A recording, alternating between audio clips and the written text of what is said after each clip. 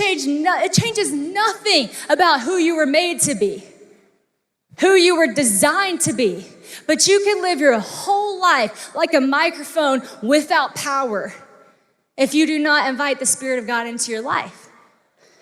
You can live your whole life with all the potential in the world, all the affirmation that sits there and is very true about you, but unless you invite the Spirit of God to come in you and activate something in you and say, change everything about me.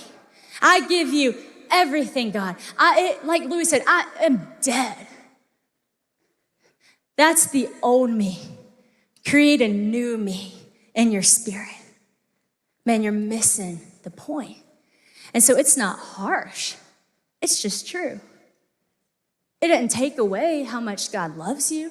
It didn't take away how he made you. It didn't take away how he loves you, but it takes away what you can accomplish in this world. It takes away what you're capable of, the change you can make around us. And friends, we need a change. We need light. I want to tell you, I believe in you so much to step out of here and change the culture, because it's what the disciples did, and they were young too. Unschooled people even. And we're still talking about the message they sent out, because when the Spirit of God fell in Acts and Pentecost and they went out and started just going full force for the gospel, we're still living in it. That's still in motion. That's still happening. And now it's your turn to be that disciple. It's your turn to be filled with the Spirit of God and actually go out and be the light in the world. For the world to change, it's not on your parents necessarily to change it. They're a part of it. It's not on even the president to change it, although you would hope he would be a part of it. It's not on all the older people and the leaders. It's actually on you too. You are the light of the world. You are the salt of the earth. You are the temple of God.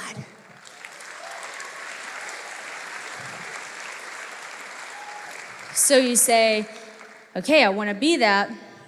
How do I do that? I've heard, I've been in church, like you said, I know these words, I've heard these words, I've said these words, but it hasn't activated. Well, you need the Spirit of God in your life. Right? And you receive the Spirit when you receive Christ. And that begins to change things about you. But I want to talk a little bit about this idea of you being the temple. Because I think this is going to be really helpful. So back in the day when Solomon built the temple, there's this whole thing where Solomon invites God's presence to live in the temple. And he goes through this whole prayer and all of these sacrifices and all these things and asks God, would your presence dwell in this place? And God responds to Solomon, and he says to Solomon, yes, I see your heart, I see your cry. If this place honors my name and glorifies my name, then I will invade this space. My presence will be in this place and it will be stamped on this temple forever. But then he says, but if you don't glorify my name in this house, if this house does not honor me, then my presence will no longer be in this temple. This temple will actually be an embarrassment, and I'm paraphrasing here. It'll be an embarrassment, and in the Message version of this passage, it says, it will be a God-visited devastation. A place I once was, but because it was destroyed, I no longer am.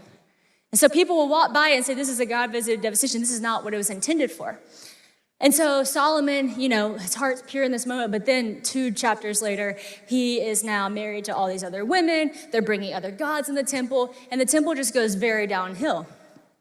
It's a place where all other gods are worshipped. A lot of evil is in the temple. And so God's presence leaves this temple.